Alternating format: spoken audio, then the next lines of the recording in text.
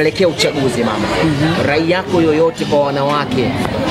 Rai yangu kama nilivyosema kwamba wanawake wajitokeze kwa wingi kugombea nafasi mbalimbali na ofisi za udiwani wa kata, nafasi za ubunge wa majimbo. Kwa sababu nilivyosema kwamba tunataka 20-30 tufike 50 kwa 50. Sasa tunapotaka kusema kwamba tuingie kwenye nyadhifa zozote, kwamba kwenye masuala ya uongozi, kwenye ngazi za maamuzi na mengineo, kwanza tuingie kwenye kugombea zile nafasi. Tukiingia katika kugombea ile nafasi, kwa hiyo ina maana kwamba ajenda ya wanawake itakuwa mbele. Kwa hiyo ikiwa ajenda ya wanawake tutaizungumza, ina maana kwamba wanawake tutaendelea kujikomboa pamoja na mila na desturi zile ambazo zimekuwa zikituta nyuma, lakini sasa hivi tunaona kabisa kuna maendeleo makubwa, na mwisho wa siku wanawake tutatawala dunia. Mama, mwisho lakini sio kwa umuhimu. Hili nakuuliza sio kwa umuhimu. Tumekuwa tukiona kampeni inaendelea hivi sasa kwenye mitandao ya kijamii ya no reform no election. Kwa maana ya alianzisha kampeni ni mwenyekiti wa Chadema Tundu Lissu. Tunaelekea uchaguzi mama.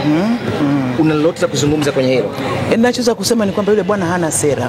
Yaani ameishiwa ya kuzungumza. Kwa sababu how comes no reform no election?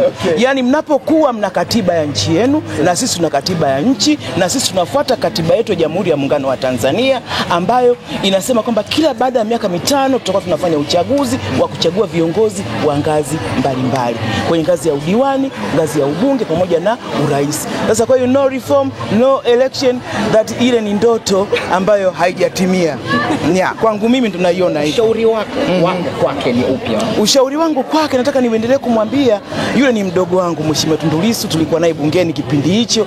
Hebu haya mambo ya usanii aache, twende na zile 4R za Mheshimiwa Rais, ili kusudi mwisho wa siku tuijenge Tanzania yetu. Watanzania wanachotaka ni maendeleo. Watanzania hawataki maandamano, Watanzania hawataki malumbano. Tunataka maendeleo ili kusudi tuweze kufika tuwe nchi ya uchumi wa kati. Mama, budget ya waziri mkuu kwa uchache tu. Ndio iko inaendelea sasa hivi, tuko kwenye mjadala. Kwa hiyo bado tunaendelea na mjadala. Mwisho wa siku naamini kwa uwezo wa Mwenyezi Mungu itapita, ili kusudi yale masuala yote ya maendeleo yaweze kufanywa kazi. Tutegemee kuona tena bungeni mama? Bila shaka. Ni kuniombea dua. Niwe hai. Niombee dua tu niwe hai.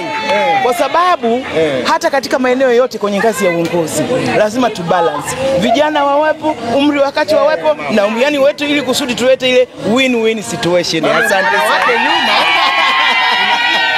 Mama, unaona wake nyuma? Nalifahamu hilo, ndio, na watanisupport na wengine ambao watakuja tutashirikiana, kwa sababu sisi agenda yetu ni agenda ya mwanamke. Pengine kuna wengine wataki kuona kwenye viti maalum, wataka uchukue jimbo mama. Kwa jimbo sasa hivi na Mheshimiwa Antoni Mavunde.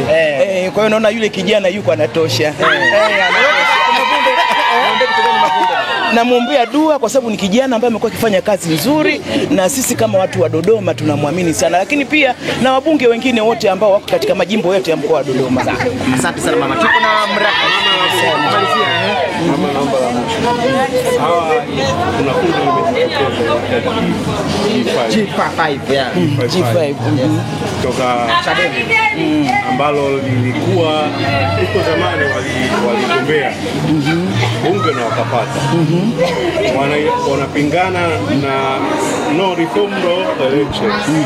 Wao unawaambiaje? Na juzi tulimuona Salome Makamba akitokeza wazi na kusupport hiyo nguvu ya G55. Wao unaliongeleaje? Mimi ninachoweza kusema ni kwamba kwanza kumfanya mtu asigombee nafasi ni ukosefu ni ukosefu wa demokrasia. Yani ile ni kwamba anataka kuibana demokrasia ya watu, kwa sababu mwisho wa siku watakao wachagua wale ni wananchi na sio kiongozi fulani labda wa chama fulani. Hapana. Kwa hiyo hata kwanza nimpongeze sana Mheshimiwa Salome Makamba, kwa kweli alizungumza kitu kwa uwazi na ukweli kwamba mtu yeyote, Mtanzania yeyote ana haki ya kugombea. Hii swala sio ya no reform no election, hapana. Kwa hiyo ninachoweza kusema ni kwamba ile G55 maono yao na mawazo yao ni mazuri, kwa sababu wao wanataka kuleta mawazo yao au wanataka kuleta masuala yao ya kimaendeleo kule bungeni. Sasa unauzuia ili nini? Na sisi pale bungeni tunao wabunge ambao wanatoka kwenye vyama vingine vya siasa, tunao kutoka ACT, tunao kutoka Kafu, tunao kutoka Chadema. Kwa hiyo nao wale wanakuwa ni chachu kwa ajili ya kuichagiza serikali ili kusudi endelee kufanya kazi. Asante mama.